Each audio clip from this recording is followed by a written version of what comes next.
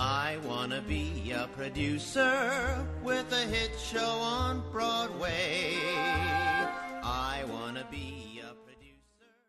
Hey guys, real quick, I want to thank you all for tuning in for our historic live stream last week. I know so many of you guys tuned in and wanted to give you a heads up that we're going to release the data on the live stream this week on the blog. So make sure you subscribe to the blog, theproducersperspective.com. You won't believe the results. Hi everybody, Ken Davenport here. You're listening to the Producer's Perspective podcast, and what a guest we have today. I'm thrilled to be sitting across my desk from three-time Academy Award-winning, three-time Grammy Award-winning composer and lyricist Stephen Schwartz. Welcome, Stephen. Hey, Ken. Good to see you always. So I'm not going to waste my time with too big of an intro here because we all know who he is. But as I was looking over his credits, of course, it reminded me of the fact that Stephen has written some of the world's most popular musicals, popular in quotes, of course. Godspell, Pippin, Wicked, not to mention movies, Pocahontas, Hunchback of Notre Dame, which is now a stage musical, and so many others. Opera, choral, you do it all. But let's start at the beginning. When did you start writing music? Like your first sitting down at the piano and saying, oh, I'm going to write this thing. Probably when I was about 6 or 7.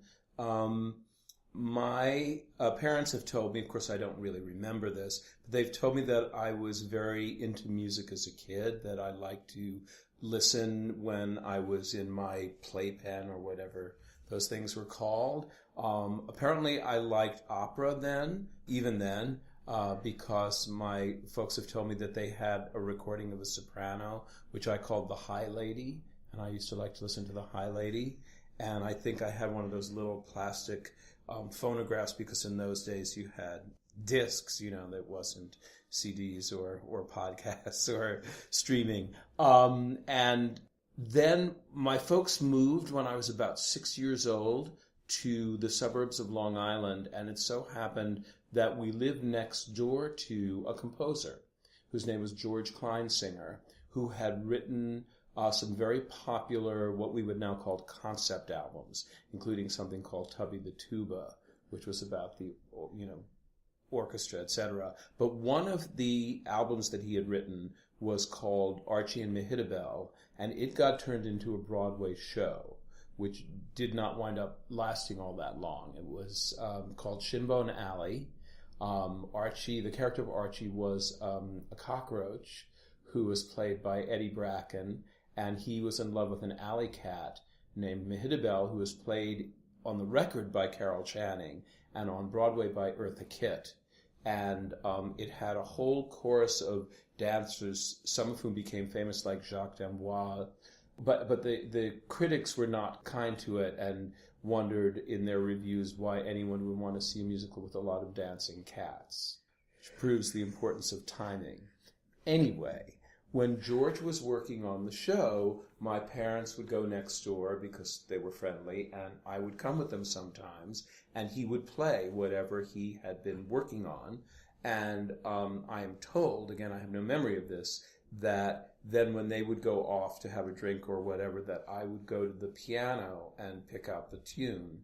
And so after a couple of times of this, George suggested to my parents that maybe they might get me a piano and that I might start piano lessons. So I was about 6 or 7 when that happened. And right away I started writing songs. And then subsequently, a couple of years later, when Shinbone Alley was finally on Broadway, I think I was about 9, my parents took me to see it, and that was my first Broadway show. And that sealed my fate. I was doomed from then on. Do you remember like the first song you ever wrote, or the first one you remember writing? The first one I remember was for a puppet show that my sister and I were putting on for our parents and subsequently for neighborhood children, which was called High Dog, High H-I, comma, which I think was a story of a dog who ran away from home to the heartbreak of his master, etc., but ultimately returned and all ended happily. And there was a song in it, there were several songs, but the only one I remember was a song called Little Lullaby. And that's the first thing that I remember having written. Was it good? Not particularly, no. It had a tune, though. I'm sure it did. So you've written in obviously a lot of different mediums, and obviously it's easy to see why you fell into the theater very young. Parents, we hear this a lot, parents bringing you to a neighbor's house. But what specifically about the theater were you attracted to? Because you could have taken that love of music and said, you know what, I'm going to write pop songs for the rest of my life, or I'm going to write country music. Well, most of the songwriters of my generation did write pop songs. You know, there were very few of us who went into theater. You know, me, Alan Menken, Andrew Lloyd Webber, rather small list. Most of them were busy being, James Taylor and Joni Mitchell and people like that. So what about it? Why did you... I don't know. I think it's very difficult when you ask people what made them fall in love with the theater and with musical theater in particular. I think it has something to do with storytelling, because it's still the thing that I like to do best. And my sort of fascination with how you could tell stories and feel emotion, and if you wrote it correctly, incite emotion in others through the use of music as a storytelling device. So tell me about how the story of how it all real began. At Carnegie Mellon you were at, right? You went to Carnegie Mellon? Yeah. I started taking piano lessons at George Kleinsinger's suggestion. And then when I was in high school, because we lived not that far from New York City, I went to a high school called Mineola High School on Long Island.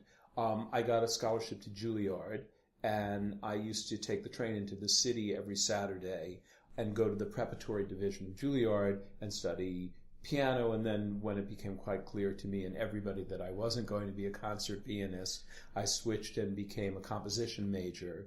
But that was great at Juilliard. I took sight reading and a lot of theory and orchestration, and it was very helpful. I do admit that sometimes I would play hooky unbeknownst to my parents, and I'd get off the subway in the 50s and I'd go and, get standing room for a show. But usually I actually showed up at school. And then when it was time to go to college, I actually applied originally to just a couple of the Ivy League schools, Harvard and Yale, because I had very good college board scores. I think because I liked tests and I didn't quite understand that this was serious and I was supposed to be nervous about it. It just seemed like a game to me. Consequently, I did quite well on them, and everyone said to me, oh, well, you're going to get in anywhere you apply. So I applied to Harvard and Yale, and I didn't get into either of them. So it was now April of my senior year of high school, and I hadn't gotten into college. And my dad, again, the parental effect. My dad was working on the New York World's Fair. He was supplying some things that were being used in the exhibits. And one of the exhibits was designed by Joe Miles Zener, who was a famous Broadway designer. And my dad was talking to his assistants one day, saying how his son hadn't gotten into college. And they said, well, if your son is interested in theater, he should maybe look at Carnegie Mellon, which I had never heard of. And so I applied there late and did get in. And that, of course, again, sealed my fate and changed my, changed my life, and I think for the better. I think we would all agree for that, for sure. I'm wondering, actually, you talk about taking tests and it was easy for you. I'm wondering if we studied all the composers' test-taking scores, if they'd all be good, because it's making little circles and dots filling in like notes. Some people, I think some people are good test takers and some people are not. I really do think it has to do with your attitude. I think if you really understand that this is actually going to affect you in some way, then probably you don't do quite so well. And if you just think it's like a mind game, that like a puzzle that you would do just for, to pass the time, then you do quite well at it. So Carnegie Mellon is obviously where Godspell was born. Right. And I know this story, of course, very well, having produced exactly. the revival. A wonderful revival. Oh, yeah. One of my favorite things I've just ever been a part of. But many people may not know how it happened in terms of how you became associated with the show. Well, when I was at Carnegie, I was actually a directing major, because in those days there was no musical theater program as part of the drama department at all. But if you were a director, you got to take everything, acting and design as well as directing everything. It was the most comprehensive major, and since I wanted to work in theater, I thought that was maybe the best thing for me to do. At Carnegie Mellon, at that time, there was an extracurricular organization called Scotch and Soda, and every year they put on an original musical, which was written, produced, performed, etc. by students. The drama students were not allowed to be in it, so that the rest of the campus could have a chance to be in a show, but we did basically write it and design it, etc. And I kind of signed up my freshman year at orientation, and I had to audition for them, and it turned out they needed someone to help write the songs that first year. So my 4 years at Carnegie, each year I co-wrote an original musical. So by the time I left, I had done 4 musicals, or actually 3 musicals, and quite a terrible one-act opera, which is what I did my senior year. But my junior year, the show that I did with a friend of mine was a show called Wicked and Pippin, which was sort of a musical kind of Lion in Winter, medieval melodrama and court intrigue, etc. And obviously, over time, that developed, and it dropped the second Pippin from its name. Why it was there in the first place, I don't know anymore. But anyway, that was, what I came to New York with, and subsequently was able to introduce a producer, etc. But meanwhile, after I left Carnegie, a director named John Michael Teblack, for his senior project, had the idea to do a musical based on the book of St. Matthew, the Gospel according to St. Matthew, and a couple of verses of Luke or something thrown in. And that was Godspell. And it didn't really have an original score. It kind of had background music by a band that was there, and some of the kids in the show wrote some tunes to some Episcopal hymns, etc., and I think they used some found music as well. Anyway, it was very, very successful at Carnegie, and John Michael subsequently got an opportunity to do it at an off-Broadway theater called the Café La Mama. And so it was there for, 4 weeks or so. And out of the blue, I got a phone call from the office of producers Edgar Lansbury and Joseph Baru, for whom I had auditioned the score for Pippin about 9 months before, and they were not interested at all in Pippin. But when they saw Godspell at the Café La Mama, and they thought it had commercial potential but needed an actual score, they called me. Now, they claim they called me right away, but I don't believe this, because I didn't get the call from them until the day before it was going to close. And also, they were not fools. So I assume what they did was call every known composer in New York, and all of them turned it down. And finally, in desperation, as the show was about to leave Café La Mama, they finally said, well, what about that kid with that strange musical about Charlemagne? I mean, maybe we'll call him. And I went down to the Café La Mama the day after my 23rd birthday, and I saw it, and discovered that many people that I knew from Carnegie Mellon were in it, and I had known John Michael at Carnegie Mellon, and I signed on to do it, and suddenly I had this off-Broadway show. So let's talk about that suddenly aspect, because you come out of college, you have a show with you that you wrote in college, or you're starting to shop around. Godspell obviously takes on a life of its own, and immediately you are Stephen Schwartz, hit of New York. You've got hits, you've got shows going on here now. What was it like to all of a sudden be what you were dreaming about or thinking about?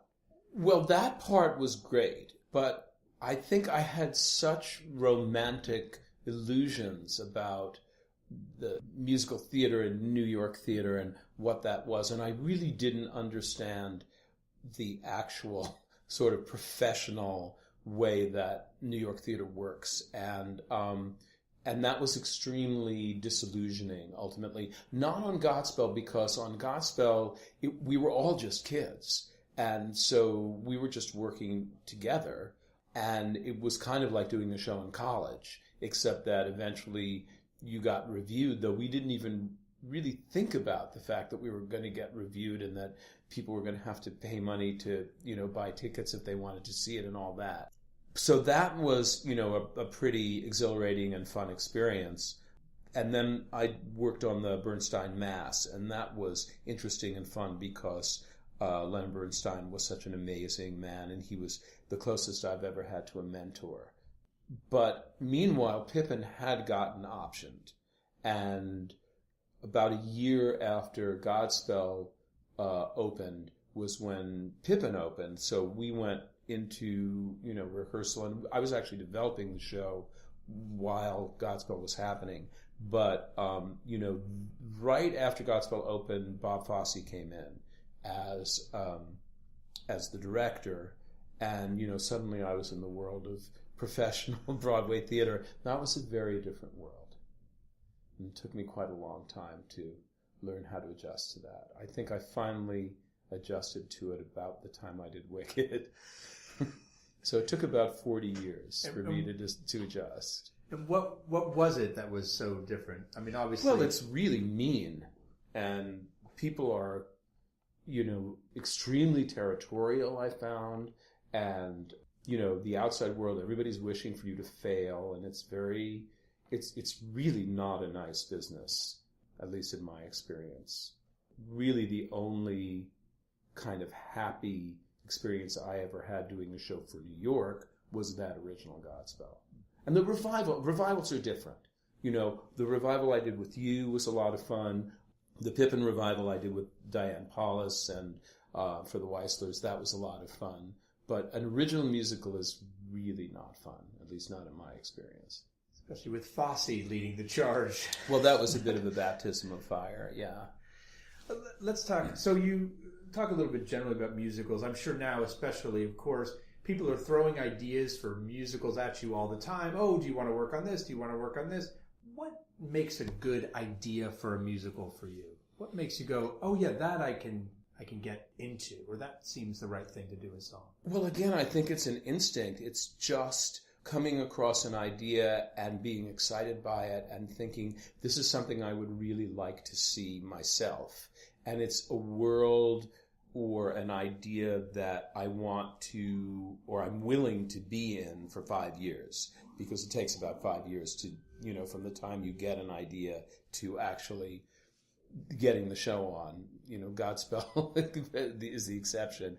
But for instance, with Wicked, I was out in Hollywood at that point and working very happily in animation, enjoying it very much. As I said, I did not particularly enjoy working in New York theater, and so I thought, well, I really don't want to do that again since I'm having this very nice life and career out here. And then I went on a vacation, actually, an unexpected vacation for a couple of days in Hawaii with some friends who happened to be there and called me and said, come join us. And we went snorkeling one day, and on the boat on the way back, one of my friends, the folk singer Holly Near, said, oh, I'm reading this really interesting book. It's called Wicked, and it's kind of the Oz story from the Wicked Witch's point of view. And I just thought, well, that's just the best idea I've ever heard. And it's so me in so many ways. And so I need to do this. And it was obvious that it had to be a show. And it was obvious that it was going to be big in terms of the number of people and, it was just a big idea. So that meant it was going to be a Broadway show. And so I thought, well, I really want to do this idea, and it's worth it to me to suffer through doing it on Broadway. And how long did it take from that moment until it opened? Well, about 5 years. Yeah, that was, in fact, maybe a little longer than that. I think that was it was 5 years. That was 1998. And most of the yours, show opened in 2003. Besides Godspell, obviously we know that came through John Michael. Have most of your ideas for musicals been things like that you've found and you've almost like an entrepreneur developed? Sometimes. I mean, I think it's, it sort of depends in terms of, Pippin was actually the idea of a friend of mine at Carnegie Mellon, and then he subsequently didn't want to get involved once it came to New York. He sort of had moved past it. He just was doing it for college. But he does have a nice little piece of the show, so it has been good to him, as he deserves, because it was his idea. The next show I did was the Magic Show, and that was the producers, again, Edgar and Joe, who had produced Godspell, were up in Toronto and happened to see this magician, Doug Henning, and thought that a musical could be built around him, and they knew that I liked magic, so they called me about that. Working was like Wicked in that I stumbled on the idea, I stumbled on a description of the book, Working, and I just was very taken with it and thought that was something I'd like to explore. But Children of Eden was an idea that was brought to me, actually not originally to be a show. It was originally brought to me to be like a summer show at the Radio City Music Hall, kind of like the Christmas show or the Easter show. This was going to be the glory of creation. And it was brought to me by a designer friend of mine named Charles Lisenby, and then it developed into a show. But in all cases, it's hearing an idea and just something resonates inside, and I just feel like that's my territory. There's something about it that speaks to me, and it's something I'd like to see in the theater, and then that's why I do it. And your first step when you get an idea like that, or when someone calls you and says an idea, do you sit down at the piano first? Are you a music, lyrics? Well, that's the generic way to ask the same question, but what is your first instinct when you say, I want to write Wicked? I'm going to write Wicked. My first instinct was to try to try and do an outline. How could this book be structured as a show? Even though you're not the book writer, this is, as a songwriter, you say, this is important for me to know the story. Absolutely. Well, this is what I was saying earlier, that I think what appealed to me about musical theater was the combination of music and telling a compelling story. So for me, it's first, what is that story and how is it going to be structured? And that's something I collaborate on with the book writer, because I don't write book myself, nor should I, because I'm not good at it. But in the case of Wicked, I found Winnie Holtzman and asked her to do it with me. And then I sort of showed her this outline I had come up with. And obviously it was very rudimentary, though there were some things about it that never changed, that were the same in the, when the show opened, but virtually everything changed. But it's sort of the beginning, the end of the first act, and the end of the show never changed. And then Winnie came aboard, and we spent a year outlining the show before we wrote anything. I fooled around with little tunes and themes and, this music sounds like it could be for Elphaba, or this sounds like it might be something that the citizens of Oz would sing. But we really waited until we had the story. I once read an article about or interview with J.K. Rowling, and she talked about her process in writing the Harry Potter series, and that she spent an entire year working out the world and the rules of the world and a kind of vague outline of all 7 books before she wrote anything. And I really understand that kind of process. And when you have a strong foundation under you, you can build a proper house. Yeah, and you can always redecorate the rooms or combine rooms or tear down a room or whatever. But if you don't have a foundation, you're just, you're building in air. Okay, here's my first James Lipton type question for you. Here we go. Uh-oh, I'm so bad at these. I hope you're not going to ask me what color I would be or something. So what color would you be? No, I want you to imagine, and you're such a great person to ask this question because your body of work is so epic. I want you to imagine the Smithsonian calls and says, Hey, Stephen, we have room in the Institute for one of your... Well, I was going to ask you one of your shows, but I'm going to say this. One song of yours that you can put here to be forever preserved. What song would you choose of yours? I would choose the last song in Children of Eden, in the beginning. I mean, is it in the beginning? Yes, in the beginning. It's Let There Be and In the Beginning. Yes, the final song of Children of Eden. Children of Eden is the show that is most personally significant to me. And I think that song so represents kind of my worldview in so many ways that I think if I had to have one song that represented me, it would probably be that. And if not that, it would probably be For Good from Wicked. And now the reverse question. They're not necessarily my favorite songs, by the way. What's your favorite? Oh, no, I won't answer that. I'll never answer that question. I'll tell you why. I once read an interview with Stephen Sondheim years and years ago, and someone asked him what is his favorite song, and he said, Someone in a Tree from Pacific Overtures. And I found that I could never hear the song again without just listening to it in terms of, why is this his favorite? And really? And, it's good, but why is this one the one he... And so on. And I became I could never experience the song. And so I decided I would never answer questions like that. He probably likes people asking all those questions as they listen to his... Well, I'll bet if someone had asked him the week after he gave that interview, what is your favorite song? I'll bet he would have said something else. I think it was just that day what was his favorite. And now he's stuck with that answer. So that's another reason I'm not going to answer those questions. I'll ask you a derivative. We'll see if you answer this one. What's your favorite song that you haven't written? Both Sides Now by Joni Mitchell. That one came out quick. Oh, because it's always been my favorite song since the first time I heard it. And any time that, if I move into a new house or anything like that, the very first thing I have to do is go to the piano and play that song, just to bless it in some way. Maybe you can play mine after. I can. I'll play Both Sides Now for you. So now the reverse question. Obviously you write music, you write lyrics.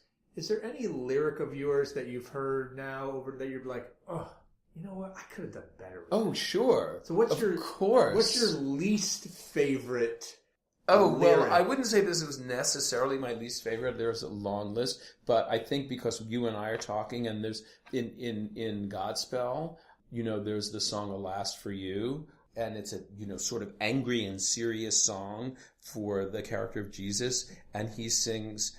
You snakes, you vipers brood, which is directly from St. Matthew. And then he sings, you cannot escape being devil's food.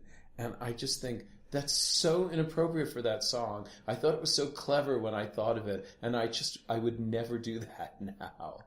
But there are lots and lots of lyrics that of mine that I just think, oh gosh, I wish I'd done better. Sometimes you just run out of time and you just think, well, I have to have this song here and I have to tell this story and I just don't really have a good line for this part of the song, but this is the best I can do. And maybe someday I'll think of a better line and I'll fix it. In Pippin, the song Extraordinary, I thought there were just not very good lines in there and jokes that didn't work at all. And then when I got to do the revival, I just changed it. The magic of theater. It evolves. You can change it. You can't change film. That's one of the best things about theater is that it's live and you can always make it better and sometimes make it worse. But yes, it's not preserved forever in aspic. You can do things about it. But yet you work on the left coast a lot, obviously, with the work in animation. Do you enjoy that work? How is it different? What's the process for you? In some ways, it's the basic process is the same because it's still storytelling and using music to tell stories.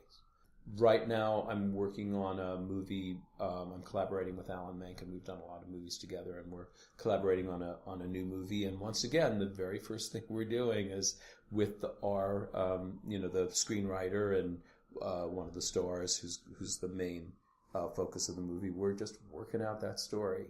So that part is the same. I think when you write for movies, you have to be aware that the camera has to be in motion. You can't just have a character who's going to stand in the middle of the stage and sing for 3.5 minutes, which can be very, very exciting in theater and not so much on film. There's only so many times the camera can go in a circle around somebody.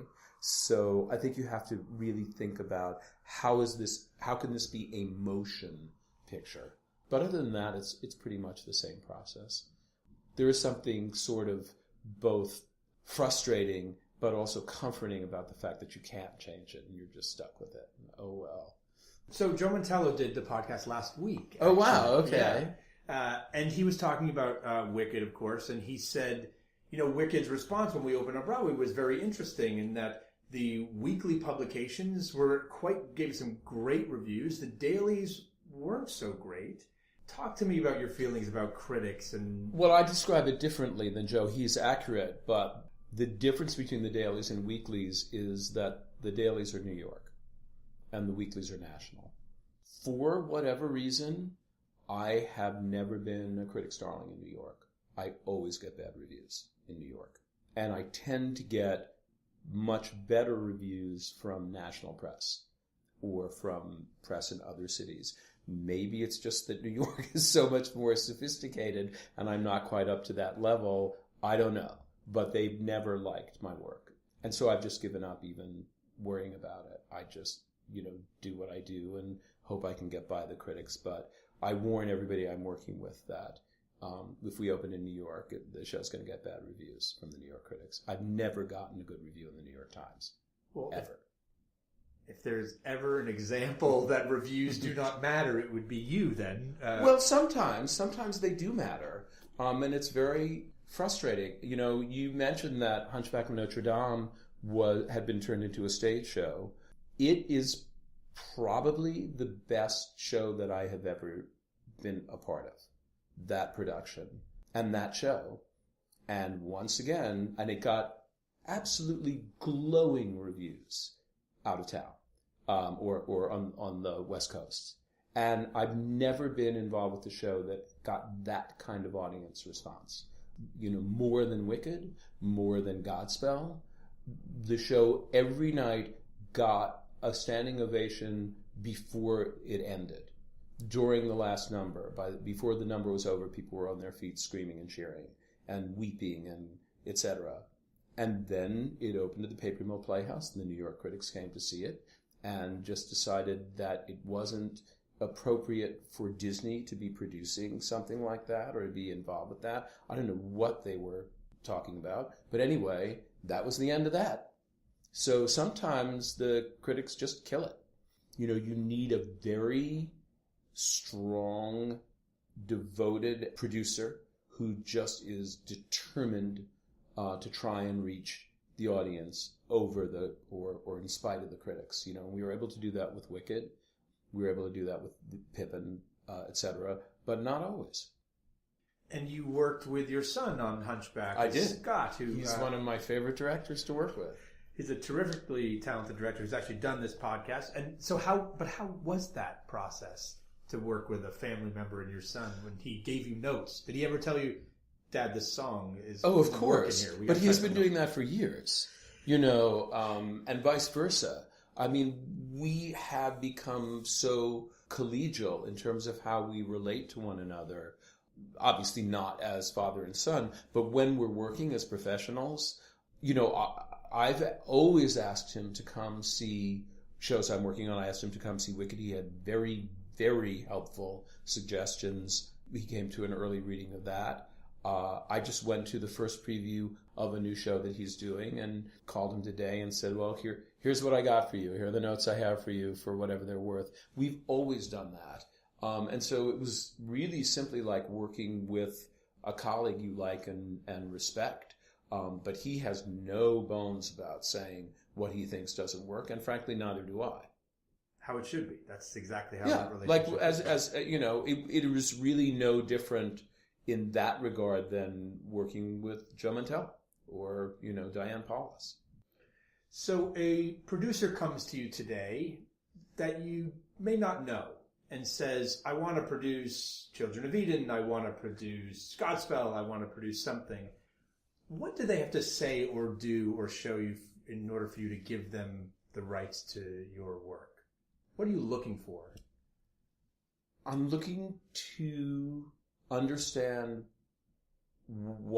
number one, why do they want to do it? And number two, how do they see it? Not necessarily, the curtain will go up and we'll see this or that, but what is their big picture of the show? What's their emotional response to the show? Does that resonate with me? With Pippin, Diane came to me and had this idea to do the show set in a sort of circus, which I didn't really understand what she was talking about. It seemed kind of like a hackneyed idea to me, but I was a big fan of her work. And there I just thought, well, it should, sure, we'll see it at ART, and if it works, great, and if it doesn't, it was just another regional production of Pippin that didn't quite come off. And then when I saw what she had in mind in rehearsal, I started to understand what she was talking about. So sometimes it's just the person and your feeling about them.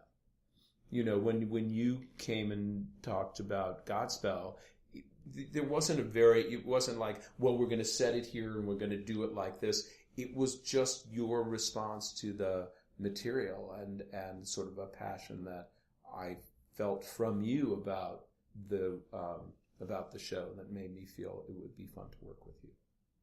You were obviously a young writer when you came onto the scene. Do you think it's easier or harder for young writers today to get involved in writing for Broadway? I think in some ways it's harder because it's so expensive now.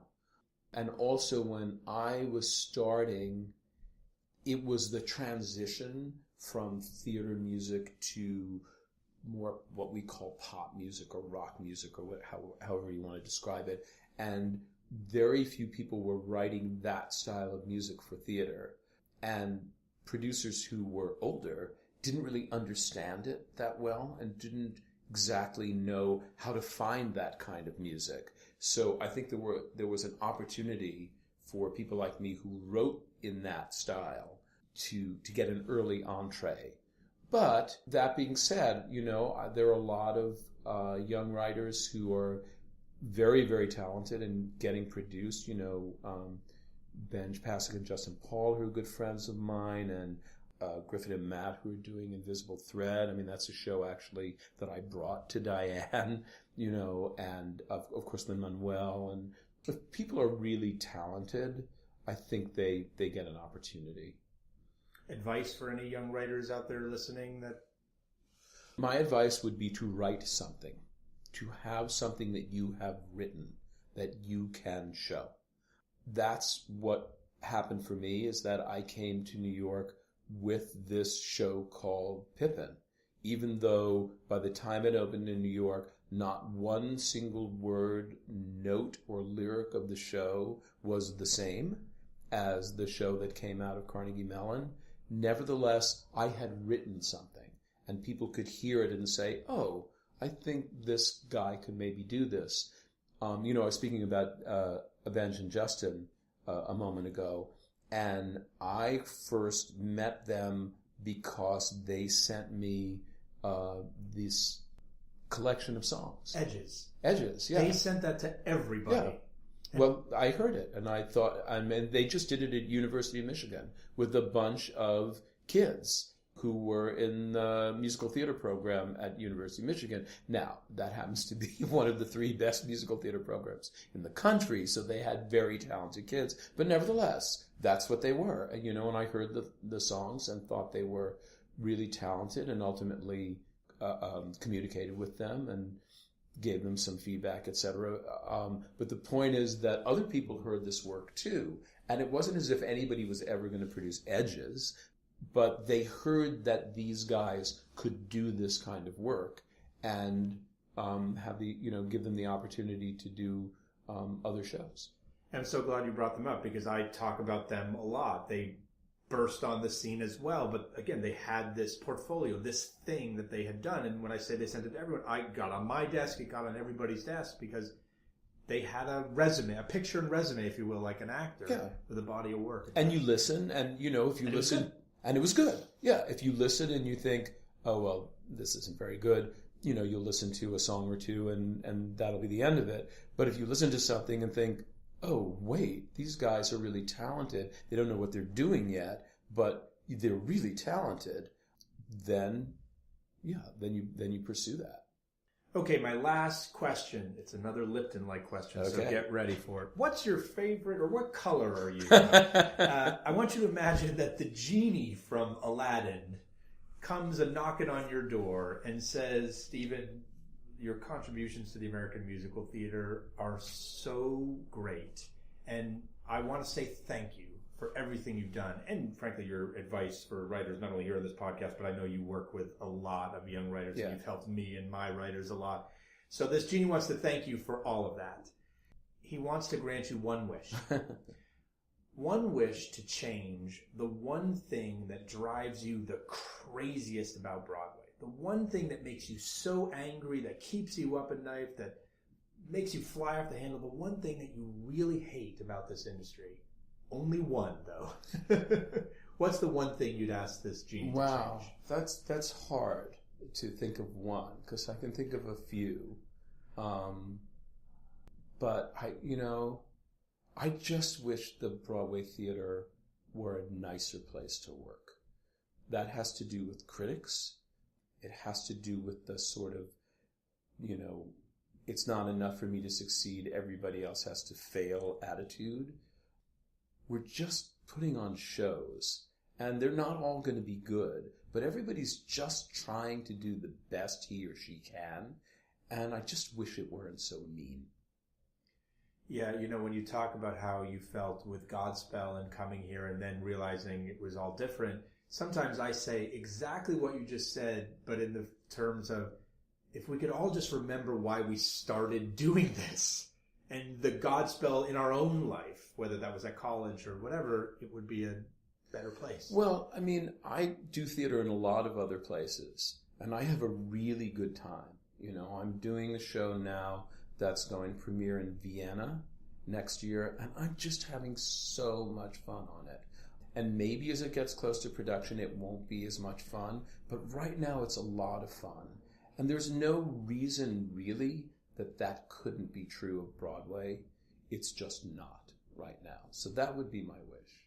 Well, it's a good one. Thank you so much for everything you've done for the theater and for me personally. And thank you for being here. All of you, thanks so much for listening, and stay tuned for the next one.